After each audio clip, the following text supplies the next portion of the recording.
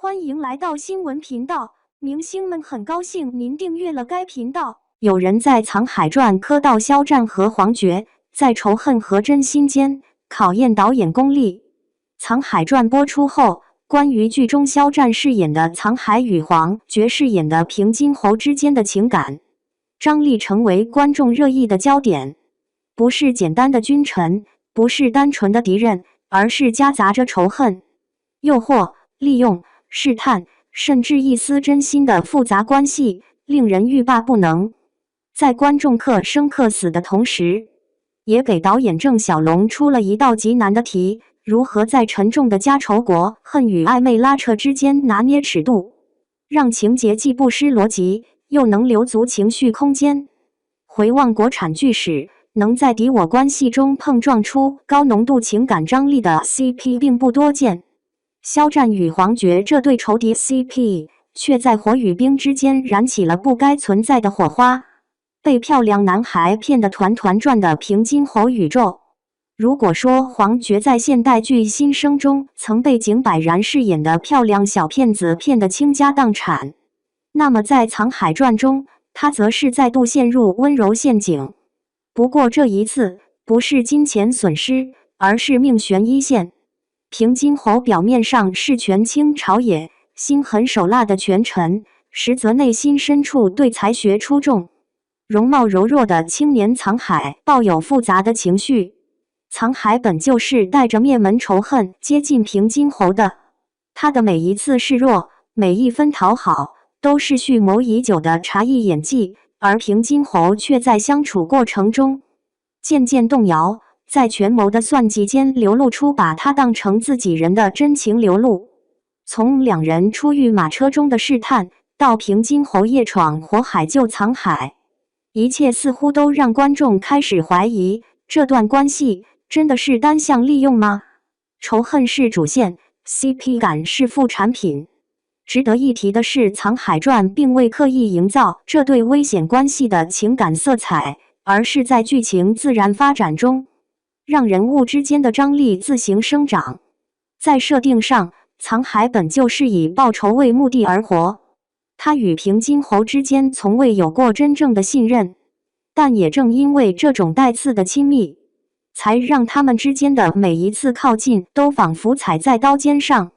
从表面看，这是一个复仇者逐步获取信任，最终手刃仇人的过程，但在具体情节演绎中，每一次交锋，每一次谎言与试探，都带着情绪的波动和人物心理的碰撞，让这场敌我对弈具备了更深层的心理复杂性。在平津侯眼中，藏海是一个值得栽培、可以借用的聪明后辈，也是在某种程度上唤醒他残存人性的人。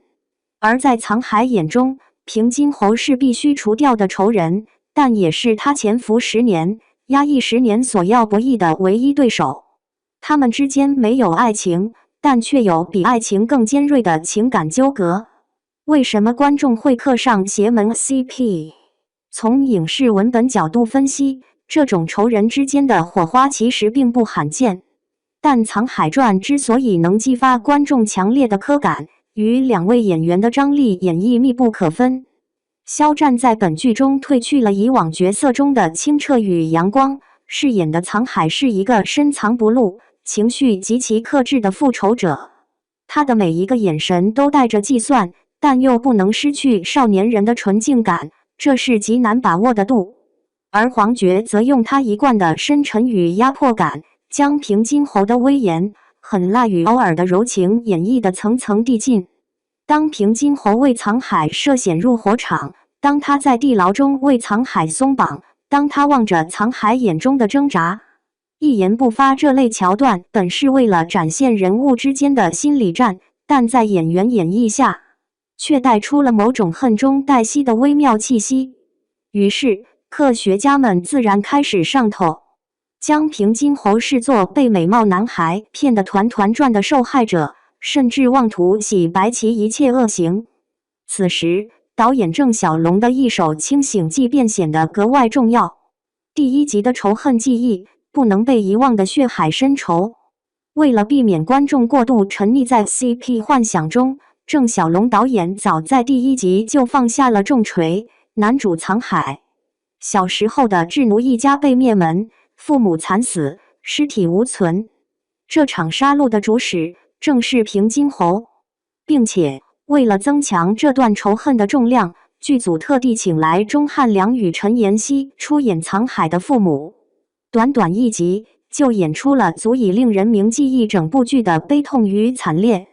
钟汉良饰演的蒯夺是一位怀抱理想与信念的朝臣，在面对自己弟子、女儿被杀时，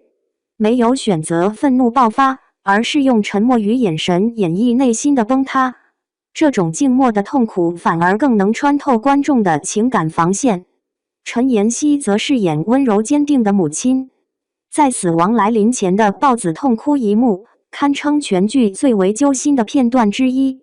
观众若沉浸在 CP 的暧昧中，只要回看第1集那场惨烈的灭门戏，就足以清醒。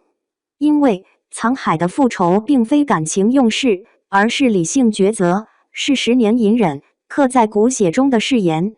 反复提醒，仇恨从未褪色，真心不过是伪装。剧集并未止步于开篇的仇恨灌输，中后期还多次通过剧情强化仇恨感。例如，藏海在平津侯地牢中发现父母死前所穿的衣物，甚至是与母亲脖子上一模一样的人皮俑。这些极具冲击力的细节安排，无一不是为了提醒观众，这不是一场简单的政治博弈，而是一场血债血偿的复仇之路。师傅高明张志坚士在剧情中也多次点明，平津侯救藏海不过是为了自保，是把他视作能助他巩固权力的利器而已。所谓真心，只是收买人心的筹码；所谓信任，只是借以操控的工具。而藏海对此心知肚明，他虽然面带感激，内心却始终警觉，每一份善意都可能是放松警惕的陷阱。正因如此，观众越是感受到两人之间的情绪波动，就越能体会藏海的孤独与隐忍。《藏海传》是一部披着权谋外衣的心理剧，藏海与平津侯的对峙，不仅是权力的较量，更是情感与理智的拉锯。在这条复仇主线中，导演郑晓龙始终保持冷静，既不过度美化恶人，也不轻易让主角陷入感情漩涡，而是用恰到好处的情节张力与演员的火花，让观众自己去体会真假之间的复杂情绪。